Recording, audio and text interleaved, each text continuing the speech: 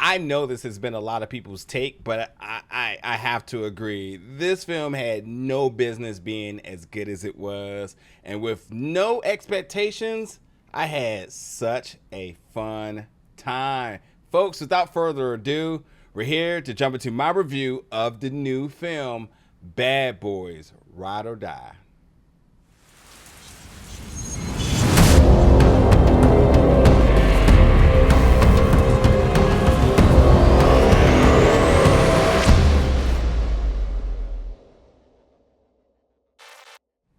What's up, everybody, and welcome back to the channel today for another review. And today we're going to be reviewing the new film Bad Boys Ride or Die, coming to theaters June 7th. So yes, this is the fourth installment of the Bad Boys franchise, and much like the third, where I think a lot of people were kind of like, wait, what and why? I think the third blew some people away because I think expectations were pretty low on that as well. But this one, I gotta be honest, like, I'm not sure anybody asked for it. Not sure anybody may have possibly wanted it. But like, for me, you can't go wrong with Will and Martin on screen. They have such amazing chemistry, as you see by all of the press and publicity that they've been doing, and interviews and whatnot.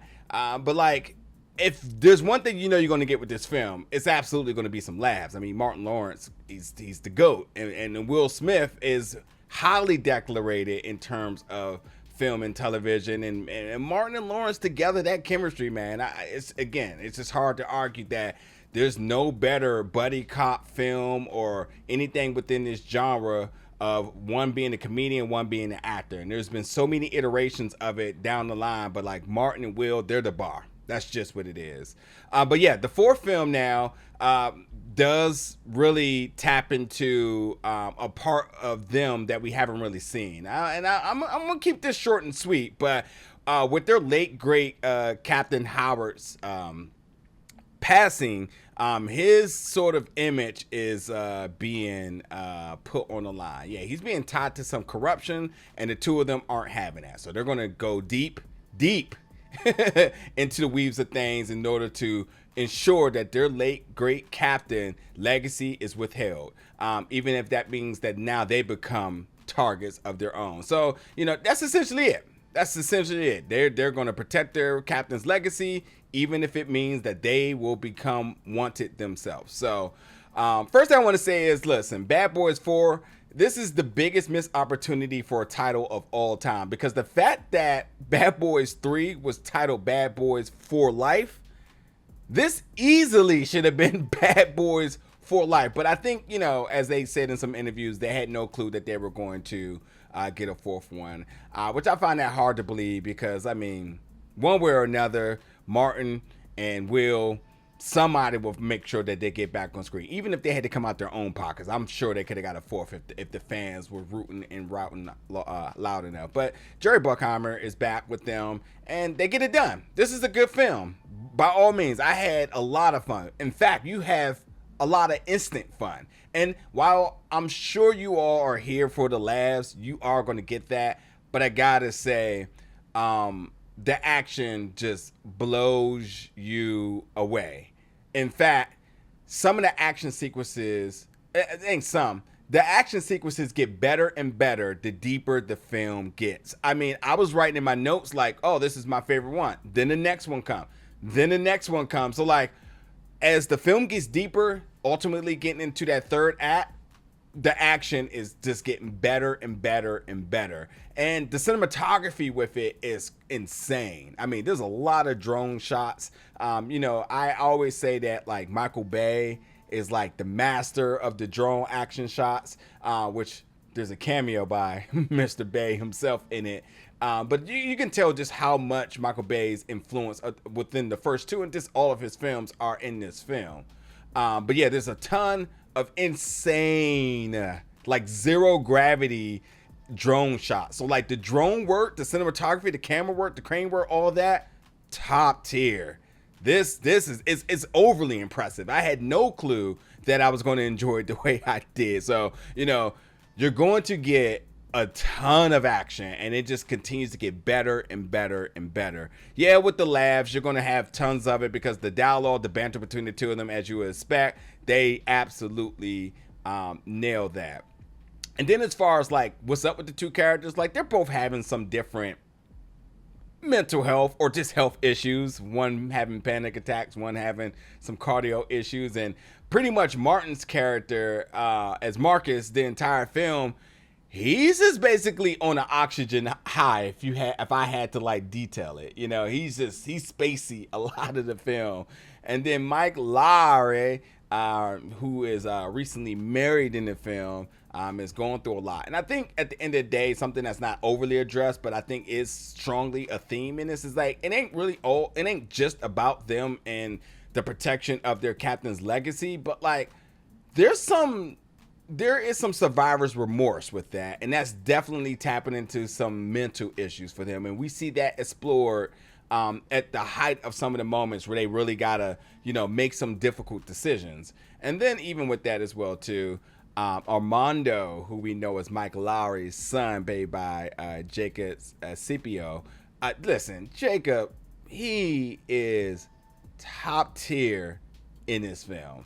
I talked a lot about those action scenes. He has a lot to do with them. Like he absolutely kills it. And I think like, just to kind of talk about some of the scenes that I really enjoyed, there's a helicopter sequence that's just amazing. There's a jail yard scene with Jacob that is amazing. There's an elevator scene that was just insane. Like truly insane. And then there was a scene where DJ Khaled makes a cameo with a burning van. That is just really, really, really, really, really, really cool. So there's definitely a lot of good moments in terms of the action. As I said, it just gets better and better the deeper and deeper the film gets. And with some of the cameos I mentioned, there's so many other cameos in this film, whether it's folks from social media or folks from the previous film. So like they nail it in all accounts on that note. And you will see some Miami legends, as I mentioned DJ Khaled in the film. You will see some others. So there's that. Also, in terms of the cinematography, you get a lot of up and close and personal shots, those fake facial shots. To me, it's like almost like inspired by like Spike Lee's work. Like you're getting all up in people's face, so you're kind of having that with these first person shots. So some moments you have like first person shooter angles, and then these other ones you got like the camera directly on them. So like if you've seen a lot of Spike Lee films, you know exactly what I'm talking about there. But yeah, listen, the action, the laughs, the camera works. I mean, this film truly blew me away, and I didn't have any expectation. I'm kind of like, listen, I like these two. I know I'm gonna get a few laughs. Maybe I don't care about the plot. Maybe I don't need to care about the plot, but in fact, all of it worked. I thought the plot was stellar. I thought, obviously, the writing between the two of them, and plus, they're not just acting. They got some executive producing and producing credits. So, they're hands-on about this because they want to make sure they get it right for the fans, and they did. So, yeah, all of that works as well, too. The things you expect to work. The things that catches you unexpectedly is other characters definitely show up in a way that will, by all means, be surprising. I mean, like Alexander Ludwig as Dorm. I mean, this character, like I love Alexander Ludwig. I love the show Heels. So I know the dude can act, and he comes in a way that is just a minimal role but impactful. And every moment he has, you're kind of like, I like that. I can buy into that, to the point that I'm almost scared to say that I wouldn't mind another film. And then here is the biggest mind blowing of everything with this film. The character Reggie, who we know happens to be Marcus's daughter's husband. Reggie has always been sort of the person that's been punked, and he's always had to be sunned by Marcus, and it's always been that iconic moment of them opening the door for him, and he has that look, that deer in the headlights look. Listen, my man Reggie grows up in this film and easily has one of the best scenes of the film. played by Dennis Green. What a sport to be attached to this franchise this entire time, and finally getting this moment where he can smile, shall I say. So listen, there's just so many things that this film does very well. And I'm not here to say this is the best I've ever seen and this is the best action film of the year or any of that. This film is what you probably expect, and then triple down on that. It will surprise you. It absolutely will surprise you. You will laugh the entire time. There's so many good moments, and Will and Mark, what they're going to bring. But the other characters, the other cast, they step up in a way that makes this enjoyable. Even the villain, who typically in these films you don't care much about the villain, but the villain in this, he's menacing.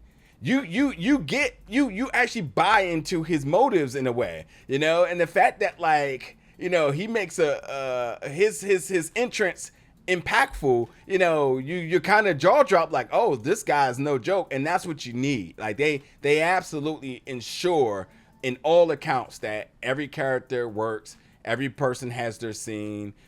So many different moments, from the flaming van that's out of the strip club to the elevator, the helicopter, my man Reggie getting down and dirty. There's so many moments in this film that makes this a must watch for sure. And again, I'm not here to rank it out of the 4. I'm not here to rank it out of the films of the year. This is just easily a must watch. That's how I would leave that. So totally check out Bad Boys Ride or Die, coming to theaters June 7th. Jump in the comments. Let me know your thoughts about this one once you check it out. And as always, stay tuned for more reviews very soon.